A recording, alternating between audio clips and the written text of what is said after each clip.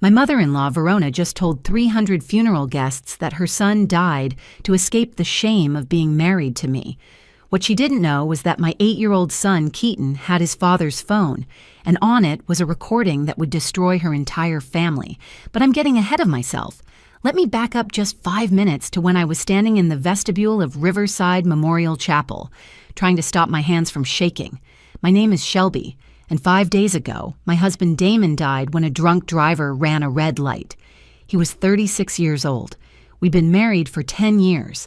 And now I was about to walk into his funeral service where his mother had made it crystal clear I wasn't welcome. "Mom, my stomach hurts," my son Keaton whispered beside me, clutching his father's phone like it was the most precious thing in the world. He hadn't let it go since the accident. At 8 years old, he was the spitting image of Damon with those same green eyes and stubborn chin. Right now, those eyes were red from crying, and he kept checking the phone screen every few seconds, like he was waiting for his dad to text him back. "I know, baby," I said, kneeling down to his level. "Mine hurts too, but we need to say goodbye to Daddy, okay?" My 5-year-old daughter Penny stood on my other side holding my brother Garrett's hand. She wore the black velvet dress Verona had sent over, the one with the price tag I'd accidentally seen. $800 for a child's dress she'd wear once. That was Verona in a nutshell, throwing money at every situation, believing cash could buy class, respect, even love. "Shelby, we should go in," my mother Louise said softly, touching my shoulder. "People are waiting." People. Verona's people, specifically. The chapel was packed with her country club friends, business associates from the real estate empire she'd built, and relatives who'd spent the last decade pretending I didn't exist. I recognized maybe 20 faces out of 300, and most of those were from my side. My parents, Frank and Louise, my brother Garrett, my Uncle Porter and Aunt Bethany, a handful of friends from the restaurant where I worked. Yes, worked, present tense. Because even with a funeral to plan, I couldn't afford to miss more than a week of shifts. That's what Verona never understood about people like me. We don't get to pause life for grief. Bills don't stop coming just because your heart is broken. The organ music started playing, and I knew we couldn't delay any longer. "Okay, everybody ready?" I asked, though ready was the last thing any of us were. We walked down that center aisle like we were heading to war instead of a funeral. I could feel every eye on me, hear the whispers starting already. "That's her, the bartender. Can you believe she wore something so plain? Verona must be mortified." Verona sat in the front row like a queen on her throne, draped in designer black that probably cost more than my monthly rent. Her pearl necklace caught the light from the stained glass windows, and her professionally styled silver hair didn't have a strand out of place. When our eyes met, her lips pressed into a thin line of disapproval. The service started normally enough. The pastor spoke about Damon's life, his accomplishments, his dedication to family. Friends from his college days shared stories. His business partner talked about his integrity. It was all very proper, very controlled, very Verona. Then she stood up to give the eulogy. At first, she talked about Damon as a child, how he'd won science fairs and debate championships, how he'd graduated summa cum laude from Princeton. She spoke about him joining the family business, expanding their real estate portfolio into commercial developments. For a moment, I thought maybe grief had softened her. Maybe she'd finally let go of her hatred for me. I should have known better. "My son's final years were complicated," she said, her voice carrying through the chapel with practiced authority. She gripped the podium's edges and looked directly at me. "He made choices that disappointed our family deeply." My father, Frank, tensed beside me. Louise grabbed my hand. Keaton looked up at me with confusion in his eyes. "He chose a path that led him away from everything we'd built, everything we'd planned for him," Verona continued. "But perhaps God, in his infinite wisdom, has freed my son from the burden of that choice." The words hit me like physical blows. She was standing at her son's funeral, turning his death into an opportunity to hurt me one last time, and 300 people were listening, some of them actually nodding along like this was appropriate, like this was normal, like this was anything other than pure cruelty. The morning of Damon's funeral started with Keaton refusing to let go of his father's phone. I found him at 5 a.m., sitting in his bedroom closet with the device pressed against his chest, watching old videos of Damon teaching him to ride a bike. "Mom," Dad said, "if anything happened to him, I should keep this safe," he whispered when I sat down beside him on the closet floor. The phone's screen was smudged with fingerprints and tears, and I noticed he'd changed the wallpaper to a photo from last Christmas, all four of us in matching pajamas, Damon holding Penny on his shoulders, while Keaton and I made bunny ears behind his head. "Sweetheart, we need to get ready soon," I said gently, but Keaton shook his head. "Dad told me something important about this phone. He said I'd know when to use it." His green eyes, so much like his father's, held a seriousness that no 8-year-old should possess. "He made me promise, Mom." The last time I saw him, he made me promise. I didn't push. Grief makes children do strange things, and if holding onto that phone helped Keaton feel connected to his father, who was I to take that away? I had my own strange grief habits, wearing Damon's, college sweatshirt to bed, making his coffee every morning even though no one would drink it, leaving his muddy running shoes by the front door because moving them felt like accepting he'd never need them again. Our house that morning was full of people trying to help. My mother Louise had been cooking since 4 a.m., filling the kitchen with casseroles no one would eat. My father Frank sat at the dining room table, polishing his one pair of dress shoes over and over, needing something to do with his hands. My brother Garrett had driven up from Atlanta with his wife Bethany, and they were trying to keep Penny distracted with coloring books and cartoons. "Shelby, you should eat something," Louise said, pushing a plate of toast toward me. "I can't," I admitted. Food felt impossible. Everything felt impossible. The truth was, our marriage hadn't been perfect. No marriage is when you're constantly fighting against someone who wants you to fail. Verona had made our lives difficult from day one. She'd tried to pay me to leave Damon before our wedding. When that didn't work, she'd convinced him to work for her company, then use that position to control our lives. Mandatory dinner parties where she'd introduce me as Damon's wife, but never by name. Business trips scheduled during Keaton's birthday parties and Penny's recitals. Constant comments about how I was holding Damon back from his potential. But we'd survived it all. We'd built something real in spite of her interference. Tuesday night family dinners where Damon would help Keaton with homework while I taught Penny to make pizza dough from scratch. Saturday morning runs together while the kids rode their bikes beside us. Sunday afternoon trips to the farmer's market where Damon would buy too much fruit and then spend the evening teaching the kids to make jam. "The car's here," Garrett announced, looking out the window at the black funeral home limousine. Verona had insisted on handling all the funeral arrangements. "You wouldn't know what's appropriate," she'd told me at the hospital while Damon's body was still warm. "This needs to be done right." He was someone important, even if you never understood that. I'd been too shocked to fight her then. My husband had kissed me goodbye that morning, promised to pick up milk on his way home, texted me a heart emoji at lunch. 6 hours later, a doctor was telling me about traumatic brain injuries and internal bleeding, while Verona made phone calls about funeral homes and flower arrangements. The funeral home was exactly what I'd expected from Verona. The most expensive, the most prestigious, the most excessive. Riverside Memorial Chapel looked like a small cathedral, with stained glass windows and marble floors that echoed under our footsteps. The flowers alone must have cost $20,000, massive arrangements of white roses and lilies that filled the air with a sickly sweet perfume. "My God," my Uncle Porter muttered when we walked. Did she invite the entire country club? She had. The chapel was packed with people who'd never bothered to learn my name in 10 years of marriage. There was Judge Harrison and his wife, the ones who always forgot to invite me to their New Year's parties, the Weatherford family, who owned half the commercial real estate in the city and always looked at me like I was the help. Damon's Aunt Priscilla, who'd once told me to my face that I'd trapped her nephew with pregnancy. I recognized maybe 20 faces out of 300, and most of those were from my side of the family. We filled 2 pews. Verona's people filled the rest of the massive chapel. The eulogy started beautifully, which somehow made what came next even worse. Verona spoke about Damon's childhood with the kind of warmth I'd never heard from her before. She told the story of his first piano recital, how he'd forgotten the middle section but improvised something so beautiful the teacher asked him to write it down. She talked about the science fair where he'd built a working model of a water purification system and donated it to a local charity. For 10 minutes, she was just a grieving mother, and I found myself crying for her loss as much as mine. Then her tone shifted, like a door slamming shut. "My son's final years were complicated," she said, gripping the podium until her knuckles went white. She turned her body slightly, angling toward me, making sure everyone knew who she was about to destroy. "He made choices that disappointed our family deeply, choices that took him away from the life he was meant to live."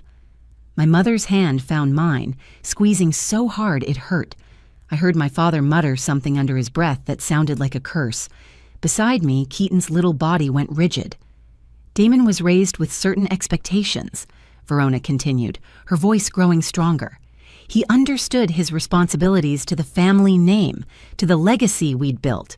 But sometimes, even the strongest men can be led astray by those who don't share their values or understanding of what truly matters in life." A murmur rippled through the crowd. People were actually nodding. Judge Harrison's wife leaned over to whisper something to the woman beside her, both of them looking directly at me. "He knew the burden he carried," Verona said, and now she wasn't even pretending not to stare at me. "The shame of choosing a life beneath his station. The embarrassment of bringing someone into our family who could never truly belong." "Mom, why is Grandma saying mean things?" Penny whispered, loud enough for the people in front of us to hear.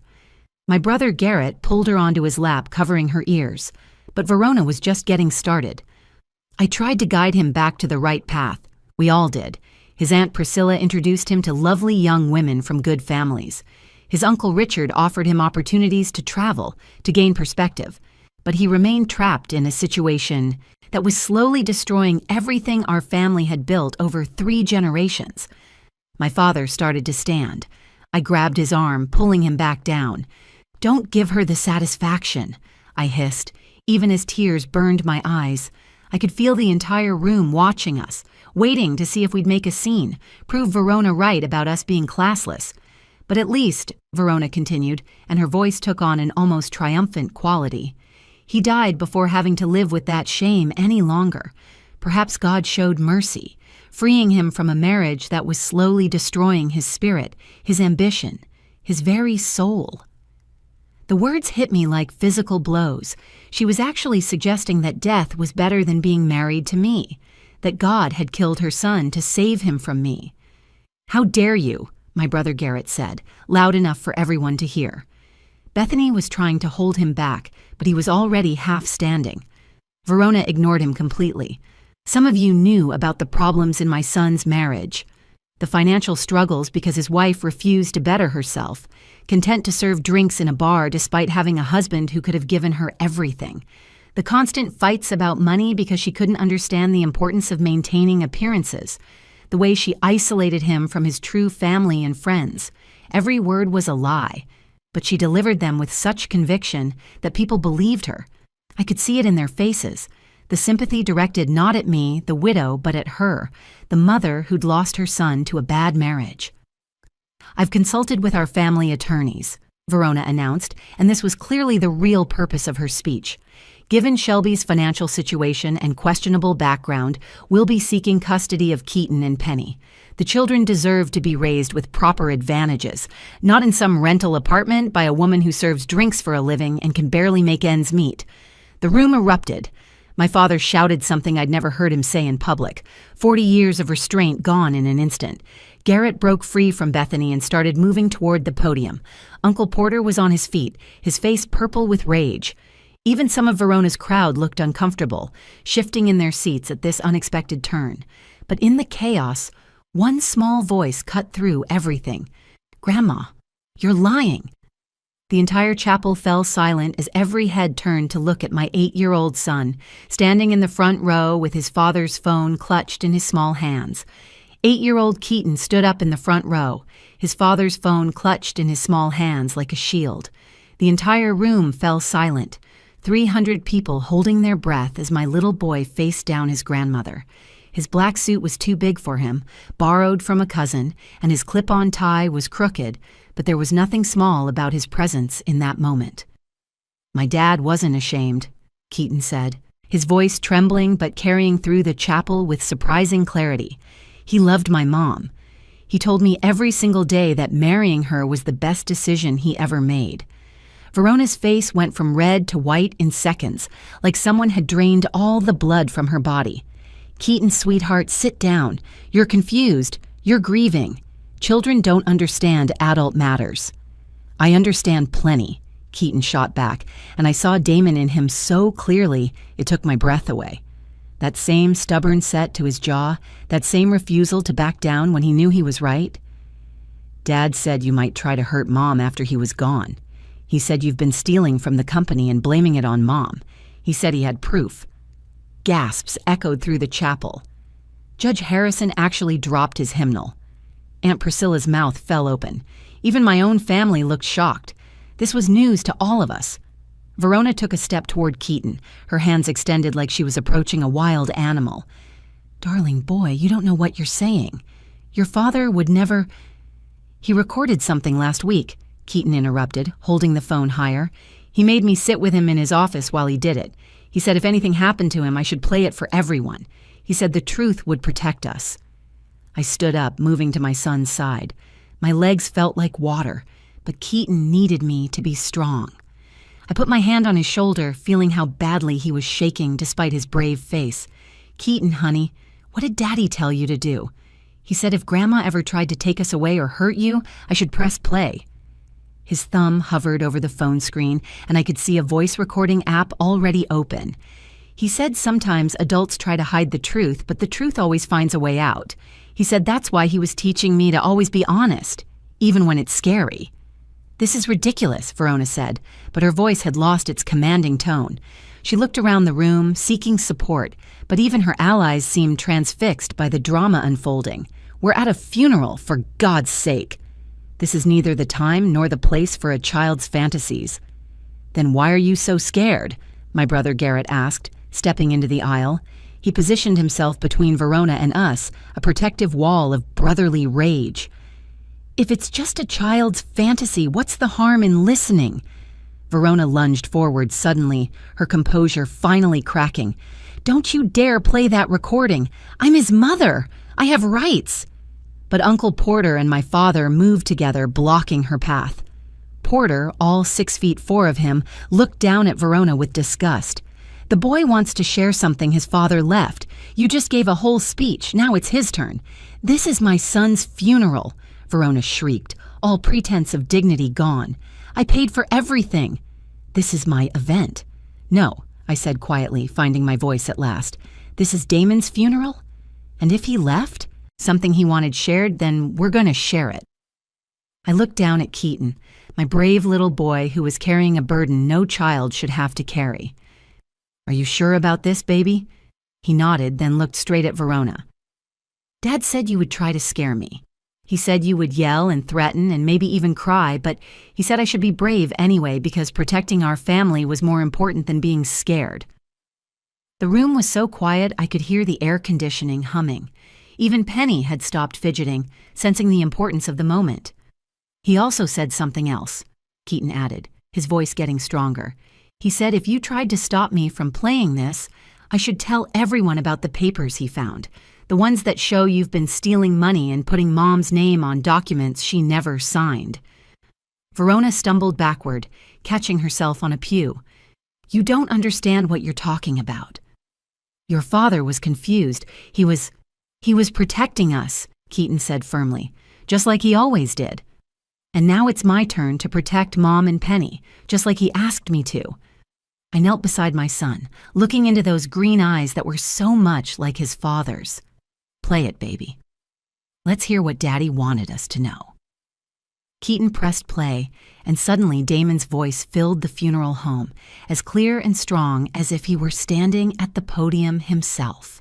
The entire congregation seemed to lean forward, and I had to close my eyes for a moment, overwhelmed by hearing my husband speak one last time. If you're hearing this, it means something's happened to me, and my mother is probably trying to destroy Shelby. Mom, I know about the embezzlement. $2.3 million over 5 years, all traced back to your personal accounts through a network of shell companies you thought were untraceable. The chapel erupted in whispers, but Damon's voice continued over the noise. I have copies of everything.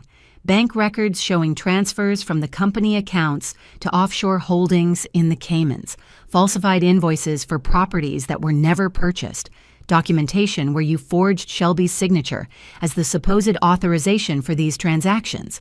You were setting her up to take the fall if anyone discovered the missing money. Verona's legs gave out, and she collapsed into the nearest pew. Her perfectly styled hair was coming undone, and her face had gone gray.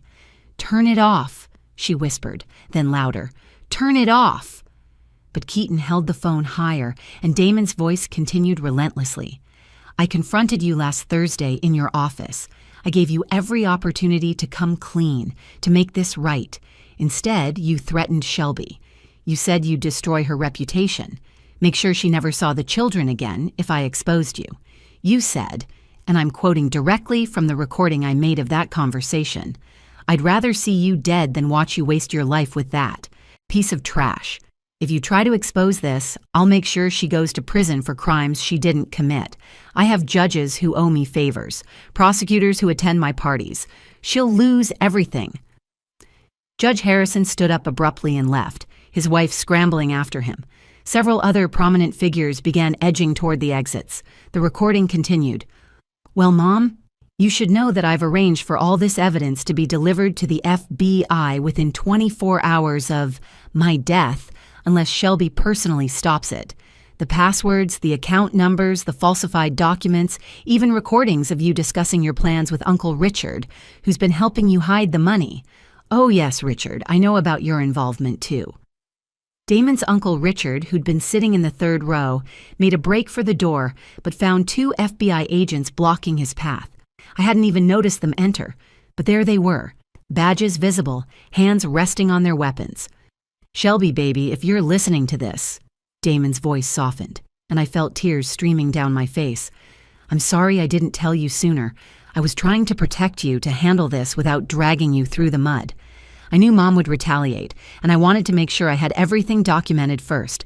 The password to the safety deposit box at First National is Keaton's birthday backward. Everything's there. Financial records, recordings, even video footage from the security cameras Mom didn't know I had access to." Keaton was crying now too, still holding the phone steady as his father's voice filled the space. "I want everyone listening to understand something. My mother built her empire on the image of a perfect family, but she's been stealing from her own company, from investors who trusted her, from charities she claimed to support. She's been using my wife's name to cover her tracks, preparing to sacrifice the mother of her grandchildren to save herself." "Lies!" Verona screamed, trying to stand but swaying dangerously. "It's all lies. He was sick, mentally unstable. That woman poisoned him against me." But Damon wasn't finished. "I've already sent copies to the Securities and Exchange Commission, the IRS, and the State Attorney General's office. They're probably processing warrants as you listen to this. Mom, you always said I should protect the family legacy. Well, I am. I'm protecting it from you." The FBI agents moved forward, one of them speaking quietly into his radio. More agents appeared at the other entrances, blocking all exits. "And Mom?" Damon's voice took on an edge I'd rarely heard. "I wasn't ashamed of my marriage. I was ashamed of you, ashamed that I stayed silent so long, that I let you treat Shelby like she was beneath us when she's the one who taught me what real love looks like. She's worth 1,000 of you." The recording went quiet for a moment. Then Damon spoke one last time. "Take care of our babies, Shelby.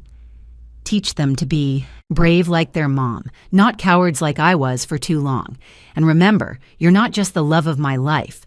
You're the one who saved it." The recording ended with a soft click, and the chapel fell into complete silence, except for Verona's ragged breathing and the sound of handcuffs being removed from an agent's belt. The funeral home emptied quickly after the FBE agents escorted Verona away in handcuffs. Her perfect makeup was streaked with mascara, her designer dress wrinkled, and she looked every one of her 58 years as she was led past the people she'd tried so hard to impress. Richard followed in separate custody, and I heard later that 3 more arrests were made that afternoon, all people who'd helped Verona hide her theft. Only our real family remained in the chapel, about 30 of us in a space meant for 300. Keaton was in my arms, finally letting himself sob the way 8-year-olds should when they've lost their father. His brave face had crumbled the moment the agents left, and now he was just my little boy again, confused and hurting and exhausted from carrying such a heavy secret.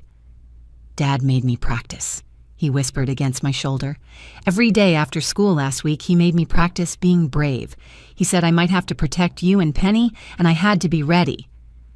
My father knelt beside us, this tough construction worker who'd built houses for 40 years, and I saw tears on his weathered face. "Your daddy was right to trust you, son.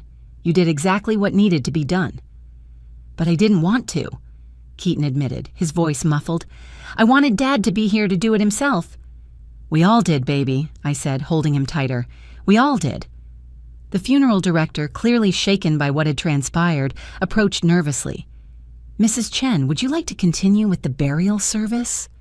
I looked around at the people who remained, my parents, Garrett and Bethany, Uncle Porter, my cousin Stella, who'd driven 6 hours to be here, Damon's colleague, Marcus, who'd always been kind to me despite Verona's influence, our neighbor, Mrs. Patterson, who'd babysat the kids countless times. These were the people who actually loved Damon, who knew him as more than just Verona's son or the heir to a real estate empire. "Yes," I said, "but just us. The real family." 3 months later, I sat in a lawyer's office as he explained the full extent of what Damon had uncovered. The embezzlement was actually closer to $4 million when they finished the forensic accounting. Verona had been stealing for 7 years, not 5, funding a secret gambling addiction and paying off massive debts from failed private investments she'd hidden from everyone. "Your husband was brilliant," the lawyer said, sliding documents across his desk. "He spent 6 months documenting everything, creating backups of backups. He even had a dead man switch set up through a service that would automatically send everything to authorities if he didn't check in every 3 days. The recovered money went to the defrauded investors first, but there was something else.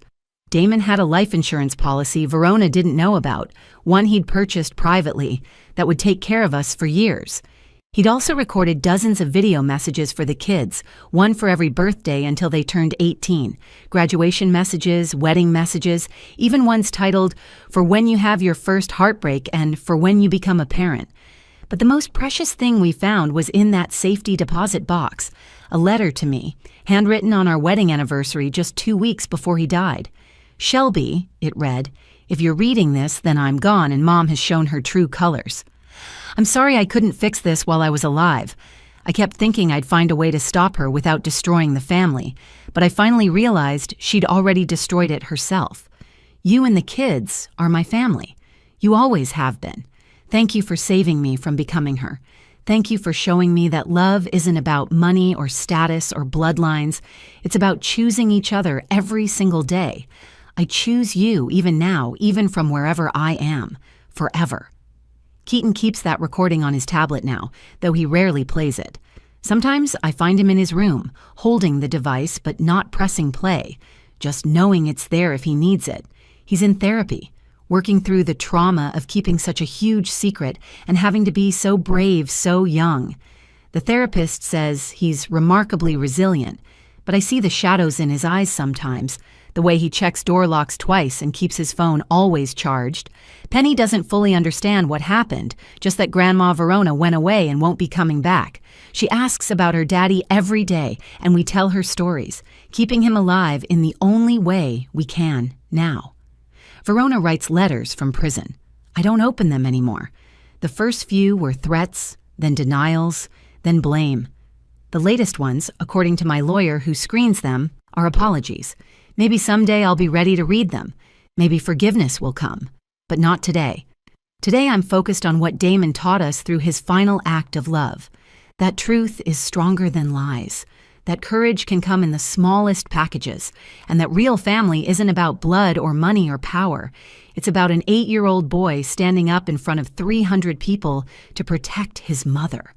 It's about a father who spent his last weeks making sure his family would be safe. It's about choosing love over fear, truth over comfort, and each other over everything else.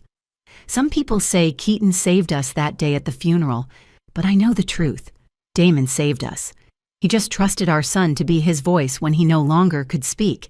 And in the end, that trust, that love, that courage was more powerful than all of Verona's money and influence combined.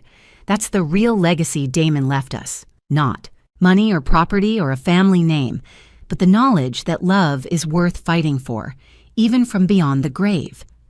If this story touched your heart, please take a moment to like this video and share it with someone who needs to hear it. Your support means everything, and it helps these important stories reach people who might be facing their own battles with family, loss, or standing up for truth. Don't forget to subscribe to our channel for more powerful, real-life stories that remind us all of the strength of the human spirit. Hit that notification bell so you never miss a story. And remember, sometimes the smallest voices carry the most powerful truths. Thank you for watching, and we'll see you in the next video.